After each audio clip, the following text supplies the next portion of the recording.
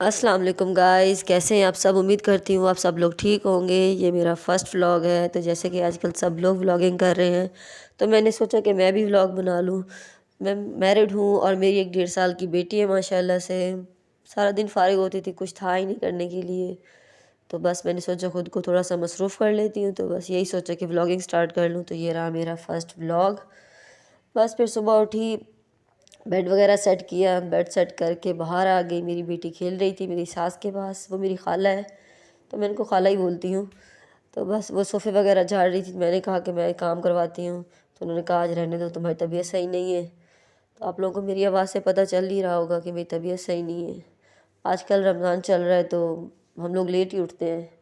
بس انہوں نے پھر جھاڑو لگا دیا، میں نے تھوڑی بہت ڈسٹنگ کر دی، انہوں نے پوچھا لگا دیا۔ گھر کا کام ہونے کے بعد پھر میں حیا کو لے کے آ گئی، کیا وہ آپ کو ریڈی کروں؟ بس اس کے کپڑے نکالے، میں نے کپڑے نکال کے اس کا ہاتھ منہ دھلا کے اس کو چینج کروا دیا۔ میں نے چینج کر کے تو پھر باہر آ گئی۔ اس کے جوتے باہر رکھے ہوئے، تو باہر کھیلتی رہتی ہے نا، تو وہیں اتارتی تو بس باہر ہی رکھ دیتی اس کے جوتے وغیرہ میں۔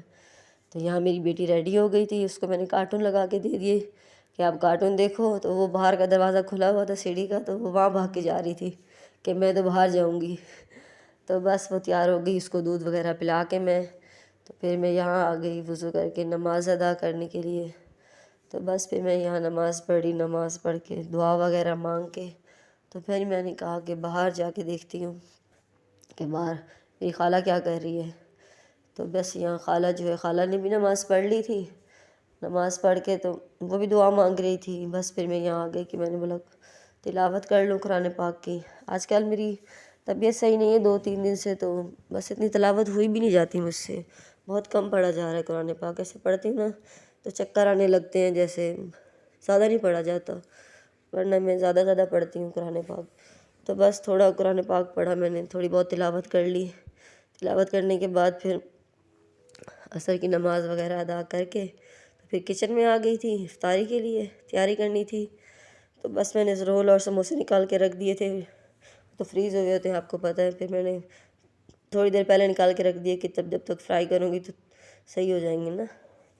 پھر بس میں نے پکوڑوں کا سامان تیار کیا، تھوڑے سے مکس پکوڑے بنا رہی تھی، پالک والے، آلو والے، سے سب چیزیں مسالے وغیرہ میں نے ایڈ کیے یہاں پہ۔ تو تھوڑے میں نے کہا آلو کے بھی بنا لوں ساتھ ساتھ، دونوں کا مکسچر میں نے کہا تیار کر لوں۔ تو یہاں دونوں کا میں نے مکسچر تیار کر لیا تھا۔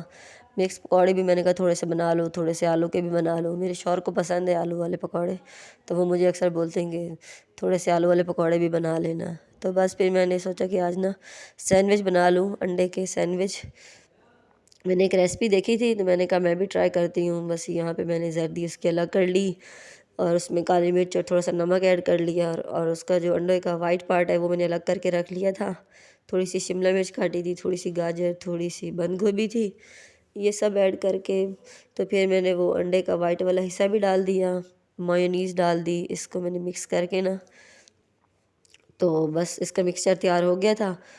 تو پھر اس کے میں نے سینڈوچ بنا لیے تھے، اس پہ میں نے بریڈ پہ مکھن وغیرہ لگا کے اس کو نا توے پہ تھوڑا سیک لیا تھا، وہ تو میں شوٹ نہیں کر سکی۔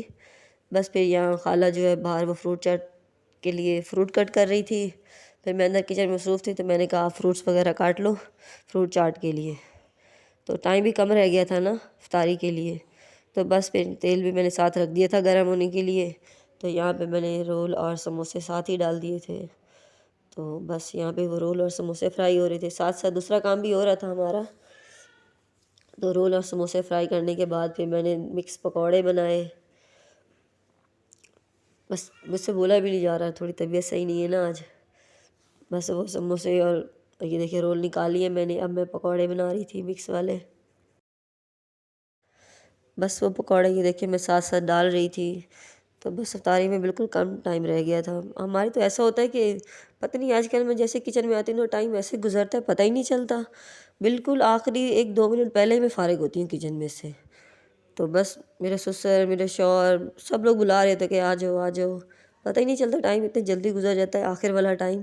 تو بس یہاں پہ میرے پکوڑے، سموسے، رول سب فرائی ہو گئے تھے، تو یہاں پہ میں نے افطاری سب کا سامان سب رکھ دیا تھا، سب لوگ یہاں بیٹھ گئے تھے۔ تو امید کرتی ہوں آپ کو میرا یہ ولاگ پسند آئے گا، پلیز میرے چینل کو سبسکرائب کریں۔ ملتے ہیں نیکسٹ ولاگ میں، تب تک کے لیے اللہ حافظ۔